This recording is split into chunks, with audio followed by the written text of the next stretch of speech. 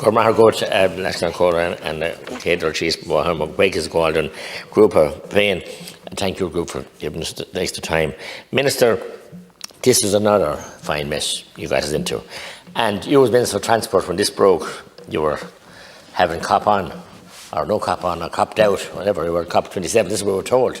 I had the Taoiseach saying it was wrong and it mightn't happen, and I heard the Taoiseach, something similar, and they'd have to wait till the man himself came back from Egypt. I heard you when he came back, we were abroad, I don't know, but I heard you, my own two Cluj now, I heard you saying, oh yeah, look, we can't really look at this again, this is a deal, this is agreed, and unless the money comes from someplace else, that we're getting from this, that the toll company were putting, you think you're putting the money directly into projects. No doubt some of your pet projects, green projects. So I want to know, Carahalla, enemy faster gone Image, and he'll talk to cash. What happened? How was the change about? So tolls, look, I have no hang up about public-private partnership. I actually welcomed them when they started first. But it's the ineptitude of our system and our senior management in departments that can't seem to get any contract fair as far as the taxpayers are concerned. Look at the Children's Hospital. Look at the broadband. Look at scandal after scandal after scandal. And no doubt you have another project, which I guess that you're still thinking of going ahead with it, piping the water from Tipperdown to Ballyarclea. Before someone says I have something against Dublin, I haven't. But it's mad, daft. The size of the pipe and the damage to the ecology and the flora on the fauna and the whole excavation to pump it up into Dublin to leak in 48% leakage in Dublin. And he couldn't fix that. And he had the ideal opportunity to fix it during COVID. There wasn't a vehicle on the road. But getting back to the taxpayers, and I travelled to Cavan last night from Tipperary. My colleague travelled from West Cork, he tell you, and he went to 6 tolls. I had a girl onto my office today. I'm not sure it was a girl or a chap, actually. And they're living in my constituency. And they're working in Cork. And between tolls and fuel now with the extra costs, it's 8,000.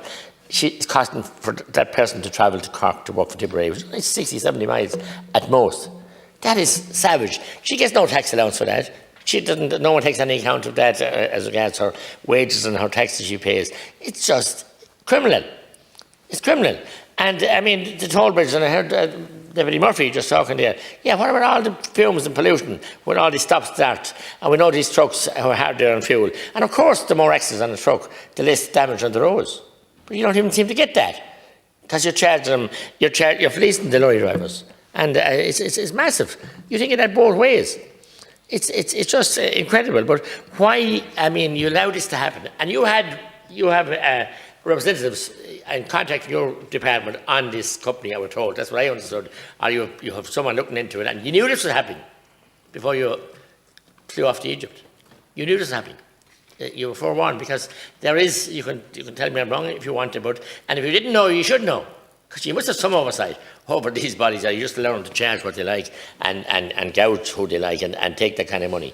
Minister, more importantly, the TII, and in my handsome meeting, I thought the NRA was stood down and the TII set up. I found out lately from a person who gave me a lift actually, he worked in one of those agencies, that they both exist. They're still there. What is it that we all need these big boards? I said at the time I was delighted when we decommissioned the NRA. I said it was like I said it for years we decommissioned the IRA and we couldn't stand down the NRA because they're impulsive. The arrogance that oozes at them. When I meet the TIA, if I can meet them, you'd meet the Pope a lot easier, and I had met the Pope 3 times. And the disdain you get from them, where they put up signs or they want they fixed the clock. Sorry? 7 minutes, isn't it? No, I couldn't. Clock back to 7. You've had a full 7. I haven't really. No, I haven't. Mixed up. No. Clock Bristol. I beg your pardon. I thought we started at 10 and worked down to 3. I didn't know what was that about. I was watching the. Oh. So there was a mistake. That's okay. No, I know. I understand how it can happen. But sitting in that seat, it can easily happen. Look. As I said, to put up signs outside Showerings and Clonmel and Bulmers and they increased it just the side of a junction from 50 to 100. When the people are coming out of Redmondstown Junction and fear their life trying to turn right. And we met the TII or whatever the hell they were, the NRA, and they wouldn't listen to us. Same in Carrick-on-Suir. They about 100 mile speed line on the N24 right in to the Tinvane estate and the 2 estates coming out there. And it's unsafe for people coming out. Would they listen to us? We were treated with arrogance. Councillor Kieran Burke, myself, and Deputy Callahan, he was at the meeting, and it's still the same. So people are afraid of their life. You can't talk to these unelected quangos that have just show contempt for public representatives. That we have to meet the people and try and make work with the officials and try and make things safer. As regards then the N7 between Portlaoise and Limerick, and I don't know who can talk about it, he travels every day. It is a warpath.